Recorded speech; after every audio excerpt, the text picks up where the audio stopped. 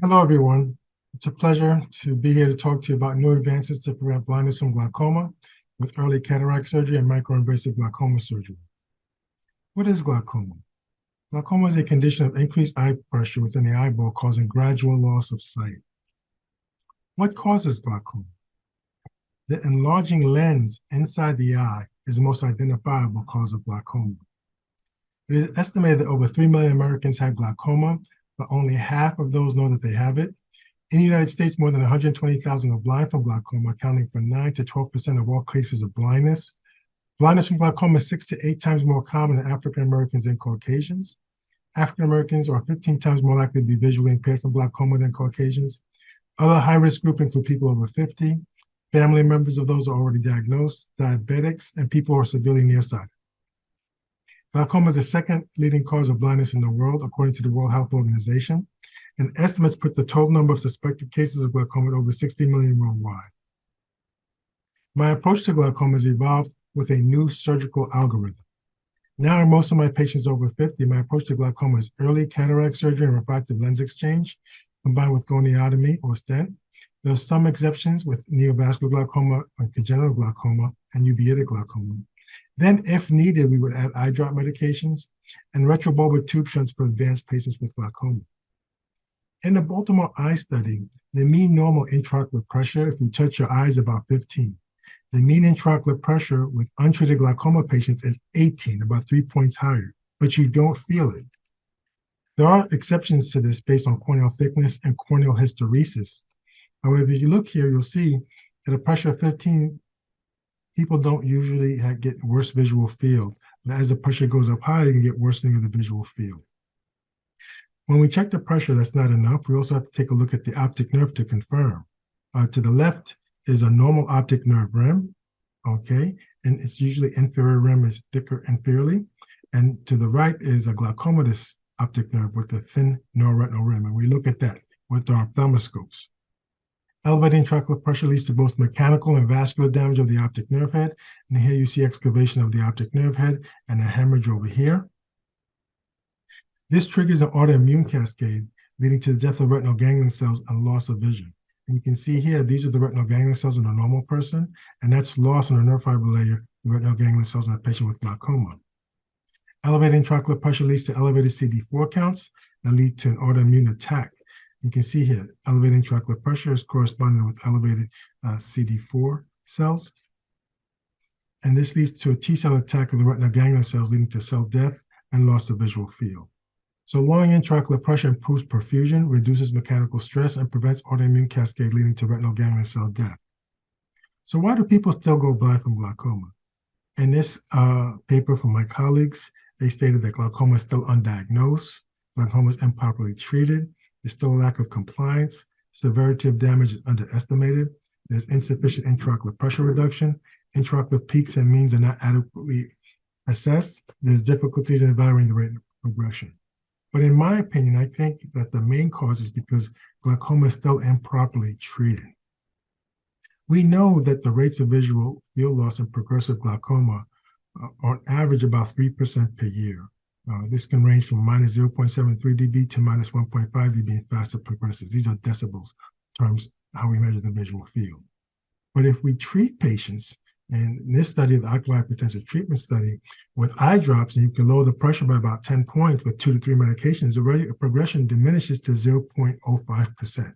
So with eye drops, we can really slow down the rate of progression. But what is the problem?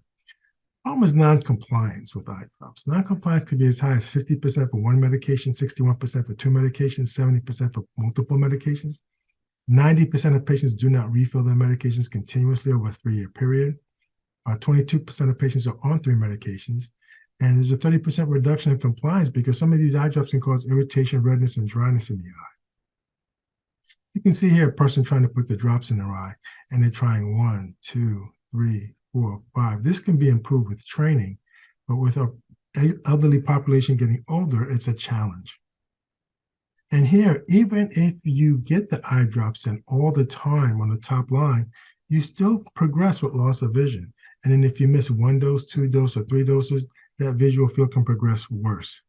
Here's a patient who I saw in the office who was on 3 eye drops. She was miserable. Her eyes were red, watery, inflamed, and she did not like taking these medications. So we actually did surgery to get her off of these eye drops with earlier cataract surgery and microinvasive glaucoma surgery. And also these eye drops have BAK, benzalkonium chloride, which are highly toxic in the long term on the epithelial and goblet cells, and on the lacrimal cells, and cause redness. And so they can be a little bit toxic to the eye. So once again, this brings me back to what's the main cause of glaucoma in persons age over 50. And you can see it, the lens thickness increases with age, not the diameter, but the thickness does increase with age. Genetic studies have shown in the PTPRM area that this regulates tissue proliferation of the lens, contributing to increased lens thickness. And there's another paper in primary angular glaucoma patients that also shows increased lens thickness contributing to glaucoma. And so when the lens thickens over time, the intraocular pressure also thickens. You can see here thickness of the lens and age, and here you can see intraocular pressure and age, and there's almost like a linear correlation that occurs.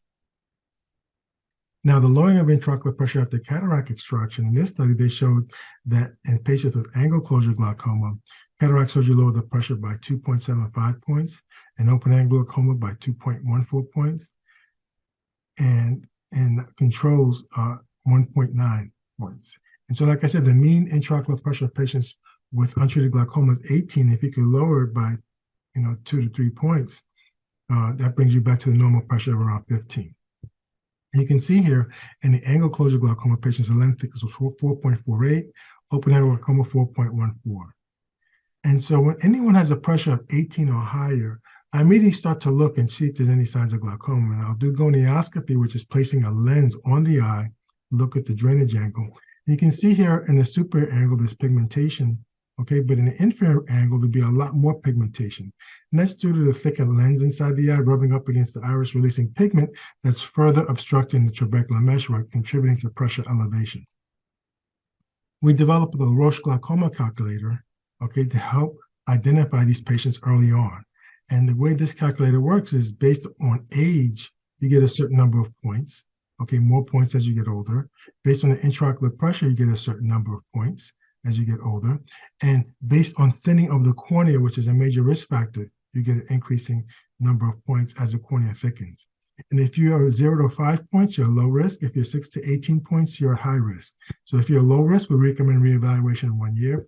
If you're high risk, we recommend a complete evaluation right away because you may have glaucoma or you may be at risk with glaucoma. We can intervene earlier to even possibly prevent glaucoma. This has a very high sensitivity on the ROC. And medical students and non-MDs can participate to train patients at community fairs. My techs use it in the office to screen my patients before I even come in to see them. And this study shows that what happens with cataract development, when does this start? It usually starts around age 50. Over time, it goes up.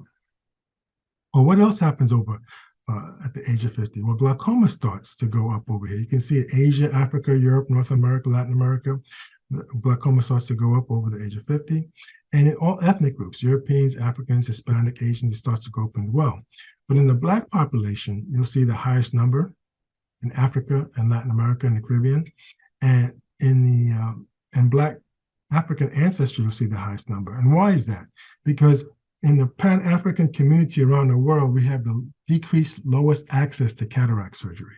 Whether you're in Africa, you're in Black communities in America, you're in the Caribbean, we have decreased access to cataract surgery. And you can see here age-related changes of lens thickness and density in different phases. You can see here when you get to about 50, you get to about 4.1, which is when you have a high risk of developing glaucoma that occurs. So early cataract surgery, here's a large, thick lens here, and it's narrowing the drainage angle here and rubbing up against the iris. And when you take the cataract out, it opens up the drain to lower the pressure and stops lens iris rubbing over here. And here, Schlemm's canal, this is a drain inside the eye. These decreases in size with age as the trabecular meshwork becomes thicker. You can see here from 8 to 34 to 48 to 75, it gets smaller, this canal with age, and the TM gets thicker. And part of that also due to lens thickness increasing. And on the lens, you have these zonules that are present on the lens here. Okay, and these zonules will rub up against the iris. releasing pigment that blocks the drain. And you can see that clinically. At the slit lamp, when I'm looking at the patient, I'll see this pigment on the zonules of the lens.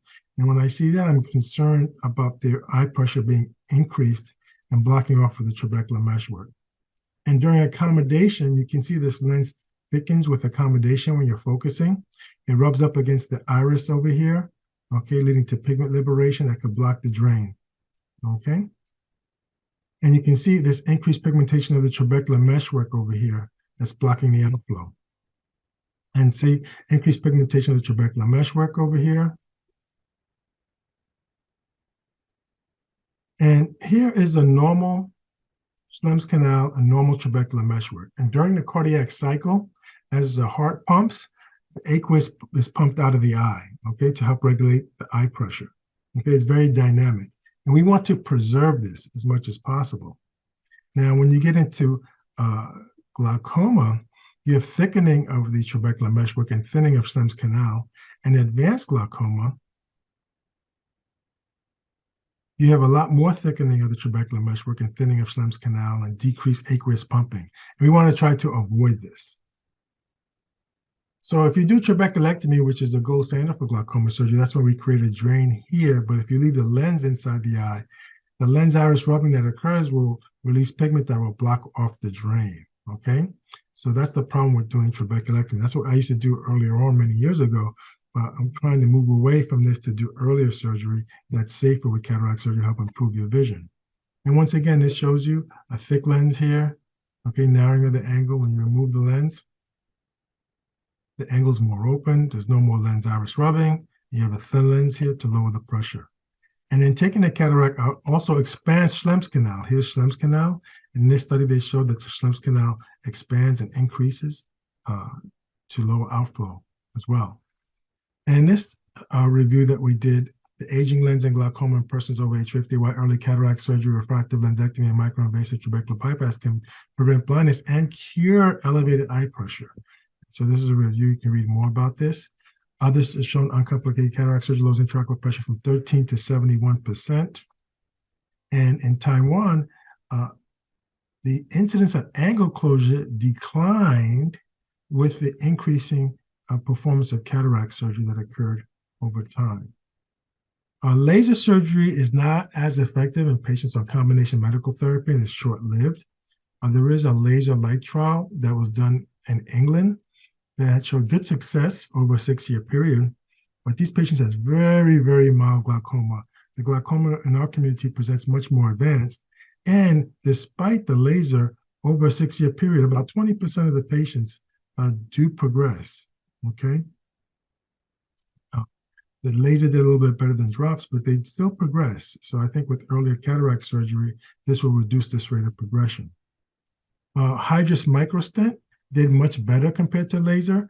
Both groups lowered intraocular pressure, but there was a 3-fold greater reduction in medication use in the Hydrus stent group with surgery compared to the laser group.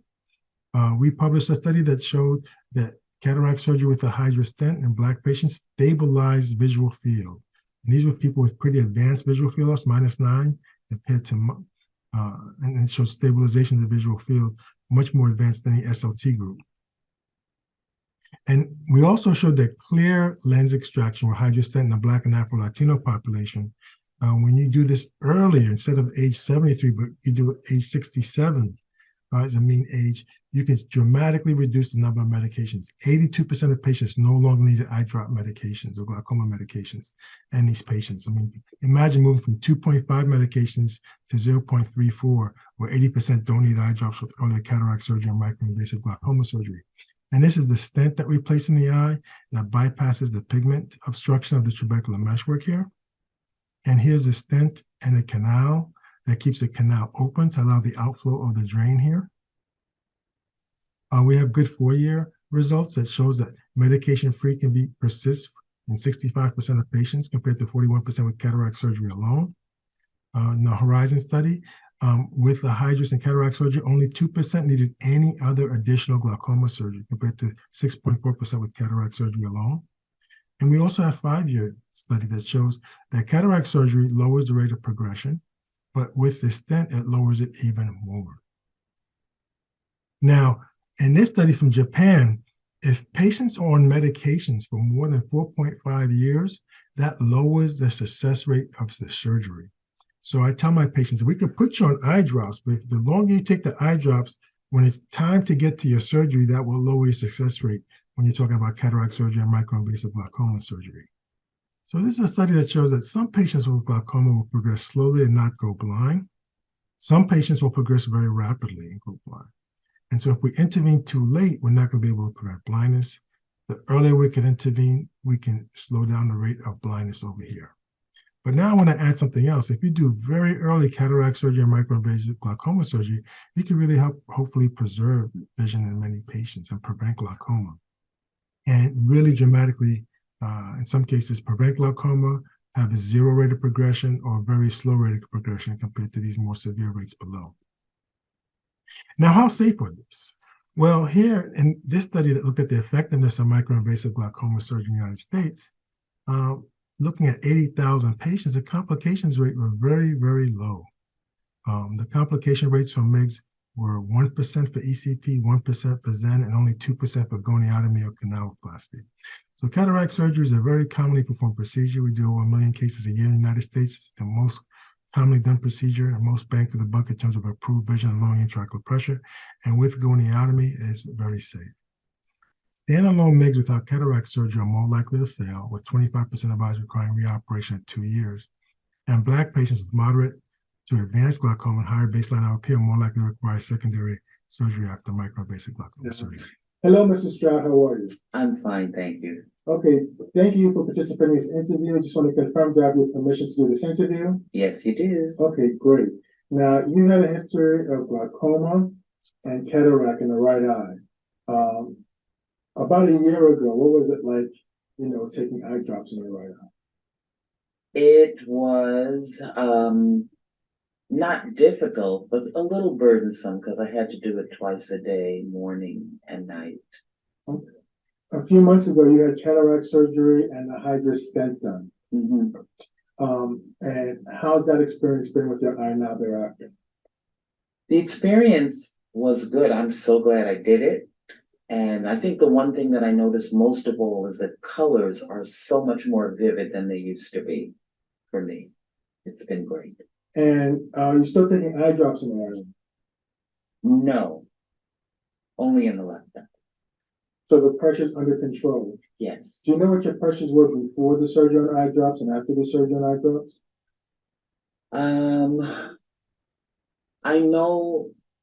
I remember numbers like high teens to low 20s. And now today I had, 10 in this eye?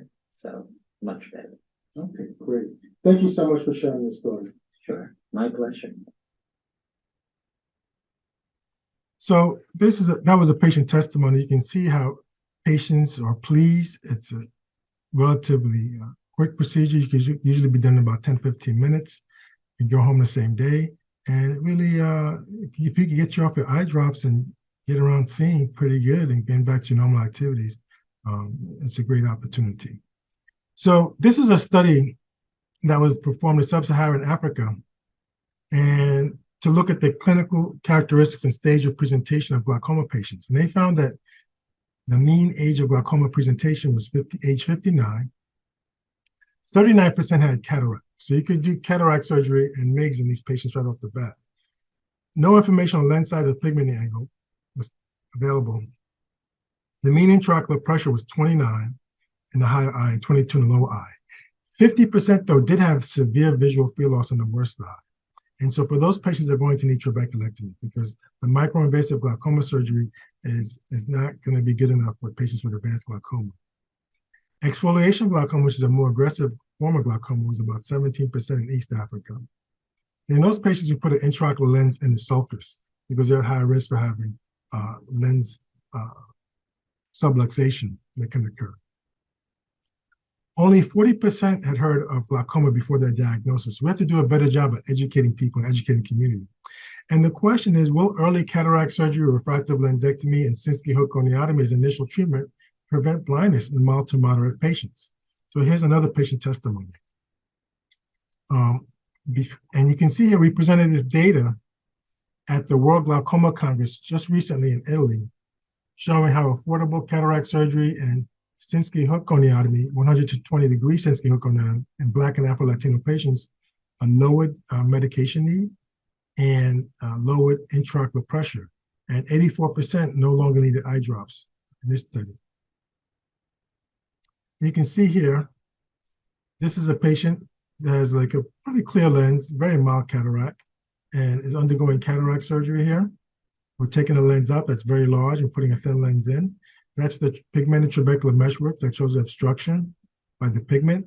We're going to make an incision with an MVR blade into Schlem's canal. And there's a canal. I'm going to open it up there. And then I'm going to go in with a Sinski hook. This costs about $100 US. It's reusable. I go to the left to open up the drain. And then I go to the right to open up the drain. And you can see here, this blood vessel is going to blanch. I put BSS and the blood vessel just blanched, indicating restoration of outflow. Now, in this study that looked at intraocular pressure and medication burden with cataract surgery alone, or cataract surgery with trabecular bypass or goniotomy, they're able to show that cataract surgery and angle surgery lowered the intraocular pressure, okay? But in particular, with goniotomy, it reduces intraocular pressure spikes that can occur from cataract surgery alone. And also, all reduce medication burden, but cataract surgery with goniotomy reduced the medication burden even more, okay? So you get those added benefits. Okay, my name is Sheku Yukasama. I'm from Sierra Leone, West Africa, a close neighbor of Senegal, Nigeria, and Guinea. Kasama, do I have permission to do this video with you today? Yes, please. Thank you very much. Okay, so you were diagnosed with glaucoma and you had high pressure in your left eye. Do you remember how high the pressure was? Yes, How high was the pressure? it was 27. Okay. And you were started on some eye drops, is that correct? Yes, And then, how old are you now? I'm 58. Okay. And we offered you removal of the lens and angle surgery to lower the pressure. And how has the pressure been afterwards? 15? 15. Are you taking any eye drops in that left eye? Yes. In the left eye? No, the right eye. You're taking it in the right eye. Are you taking any eye drops in the left eye? No, Okay. And how has your vision been after the surgery? excellent. Can you describe how your vision was before the surgery and after the surgery? Before the surgery, I couldn't read letters or read numbers better. But after the surgery, it grew greatly. Okay. Now, in your right eye, how do you feel about taking an eye drop in it? I feel so good about it, and I'm looking forward for the next surgery. Okay. Do you want to have surgery to have to stop taking the eye drops in the right eye? Yes, please. Okay. Okay. And so you want to do the lens removal and the drainage procedure to lower the pressure? Yes, please. Okay. Thank you. So this patient said he looks forward to surgery. So we've changed the paradigm around, because before with trabeculectomy, people were scared of having that surgery. They complained they were losing vision. Now with earlier cataract surgery and angle surgery, we can actually improve vision, lower the eye pressure, get people off of eye drops. And so the paradigm has changed. In this study, preventing blindness from glaucoma with patient education, NIDIC GS1 gonioscope, lensectomy, and microinvasive glaucoma surgery, we discussed further this approach. And with this machine, we can actually show patients the pigment in the angle and the heavier pigment in the inferior angle that's blocking the drain, and how we can bypass that with stents and opening up the drain. In this review, how to stop people from going blind from glaucoma using early cataract surgery, refractive lensectomy, and microinvasive glaucoma surgery. This is another review, refractive lensectomy, microinvasive glaucoma surgery, initial approach in glaucoma patients over 50. We taught this technique in some of my travels internationally, working with this group out in Nigeria, Dr. Gunro and their team, in Haiti with Mike Mangret and their team down there, goniotomy with a Sinski hook. Low intraocular pressures are needed for advanced glaucoma, 8 to 12 still. Trabeculectomy is an important surgical procedure, but has significant uncertainty, risk, morbidity, and recovery. This is a review of unfulfilled needs and detection of diagnosis, monitoring, treatment, understanding glaucoma in Blacks globally that we published that further discuss these things as well. And then for patients with advanced glaucoma, we have a new procedure, retrobulbar Ahmed valve, which works really well to lower the intraocular pressure. That's more to come on a separate talk. So in conclusion, cataract surgery, trabecular bypass, microsurgery can be performed earlier in glaucoma patients to help prevent glaucoma, decrease rates of blindness from glaucoma, and avoid the complication of subconjunctival filtering surgery. Retrobulbar tube shunt's a new approach for patients with advanced glaucoma. Further research is required. Thank you. Appreciate the opportunity to present this information to you. And if you have any questions, you can feel free to reach me at either of our locations in New York City or by email or via the website. Thank you.